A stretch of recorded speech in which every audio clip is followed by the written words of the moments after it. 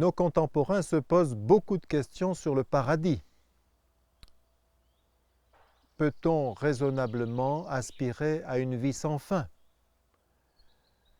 La résurrection des corps, c'est bien, mais où est-ce qu'on les mettra? Et puis quand nous aurons atteint le but, il n'y aura plus rien à inventer.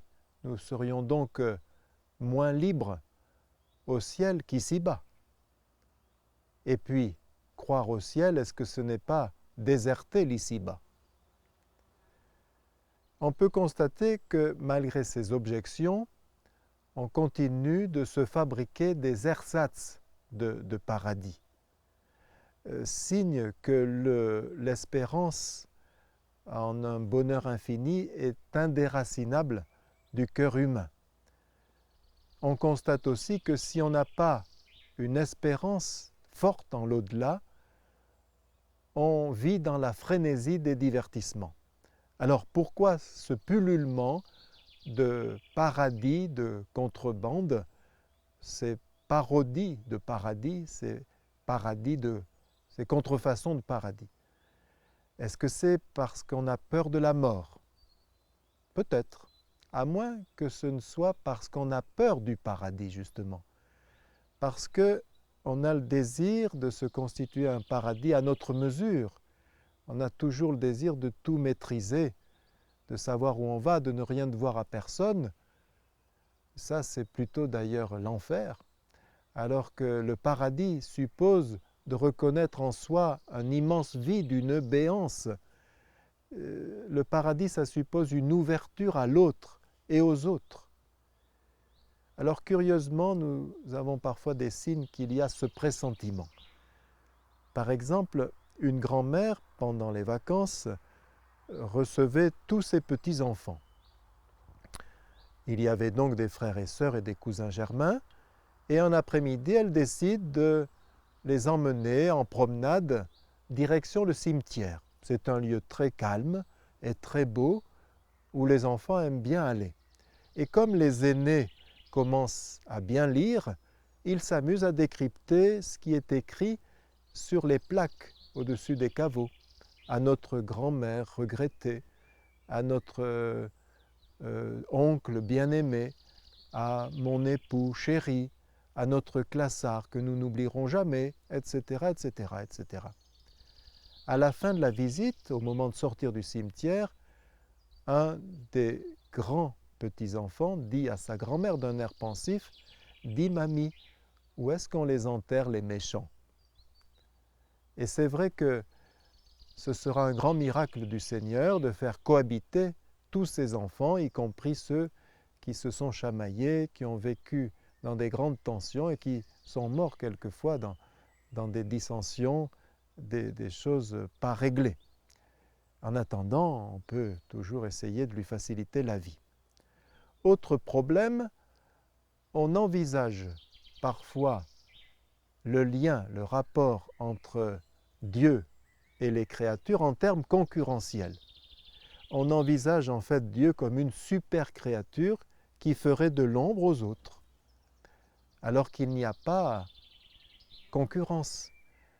Il faut dire qu'il s'agit du même rapport qu'entre le soleil et les couleurs, la lumière et les couleurs. La lumière met en relief les couleurs, leur donne de l'éclat.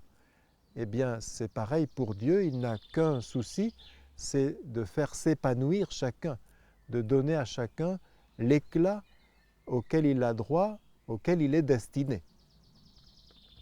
Troisième problème, certains ont peur de s'ennuyer au ciel.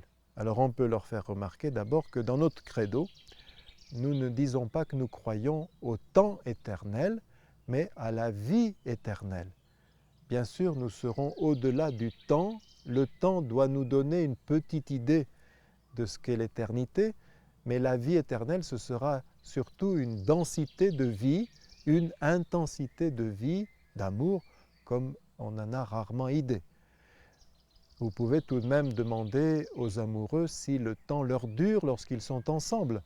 Il y a une différence entre le temps ressenti et l'écoulement du temps selon l'horloge. Et puis, il y a cette magnifique petite blague que tout le monde connaît. Quelqu'un un jour demande au Seigneur, « Seigneur, qu'est-ce que c'est pour toi que 10 000 euros ?» « Oh, dit le Seigneur, pour moi, tu sais, c'est comme un centime. » « Ah, et qu'est-ce que c'est pour toi, Seigneur, que 100 ans ?» « Oh, dit le Seigneur, pour moi, c'est comme une seconde. » « Alors, Seigneur, est-ce que tu peux me donner un centime ?»« Oui, oui, oui, attends une seconde. » Cette anecdote est vraie, elle s'est passée dans un monastère, même si les prénoms des moines sont changés. Il y avait donc frère Roland qui passait pour un sujet un peu rebelle, un peu revendicatif, qui créait souvent des tensions, un empêcheur de tourner en rond, parfois un peu difficile à supporter. Et puis il y avait frère Ephrem, qui lui était beaucoup plus effacé, plus humble, sans histoire, fervent. Un jour, frère Roland se trouvait dans la cellule, dans le bureau du père abbé, parce qu'il y avait eu encore une énième tension. Et à brûle-pourpoint dans la conversation, le père abbé lui dit « Frère Roland, voulez-vous devenir un saint ?» Alors frère Roland se demande ce qui va encore lui tomber sur la tête. Et d'un ton un petit peu agacé, mais franc, vrai, un peu sec, il répond « oui ». Et le père abbé enchaîne « alors vous le deviendrez, peut-être. Parce que pour devenir un saint, il faut le vouloir. » Un autre jour, c'est frère Ephrem qui se trouve dans la cellule du père abbé. On peut imaginer que c'est dans des circonstances plus apaisées, mais le père abbé, il lui vient de lui poser la même question. « Frère Ephrem, voulez-vous devenir un saint ?» Et frère Ephrem dit « je voudrais bien, mais je ne sais pas si j'en suis digne. » Et alors c'est le père abbé qui tranche d'un ton sec « alors vous ne le serez jamais. Parce que pour devenir un saint, il faut le vouloir. » Une journaliste allemande a dit malicieusement que les gens du Moyen-Âge vivaient beaucoup plus longtemps que nous. Nous avons une espérance de vie autour des 85 ans. Les gens du Moyen-Âge vivaient 40 ans et toute l'éternité. Et oui, pour devenir un saint, il faut envisager toute l'éternité. Il faut prévoir au-delà de l'espérance du nombre d'années que l'on nous promet. Le cardinal Marty avait eu un jour cette belle expression. Il avait dit de son accent rocailleux de l'Aveyron, « Vous savez, dans un livre, il y a les majuscules et il y a les minuscules. Si vous enlevez les majuscules, vous pouvez parfaitement comprendre le livre, vous pouvez parfaitement faire la lecture. Mais si vous enlevez les minuscules, eh bien vous ne comprenez rien du tout. » Eh bien dans nos vies, c'est pareil. Il y a les majuscules, c'est-à-dire les choses un petit peu extravagantes, les choses qui sortent de l'ordinaire. Elles ne sont pas vraiment utiles. Par contre, il y a toutes les minuscules, ce sont les actes d'amour au quotidien, ce sont les choses que personne ne remarquera jamais, mais pour lesquelles il vous faut beaucoup d'abnégation, beaucoup de générosité pour les accomplir.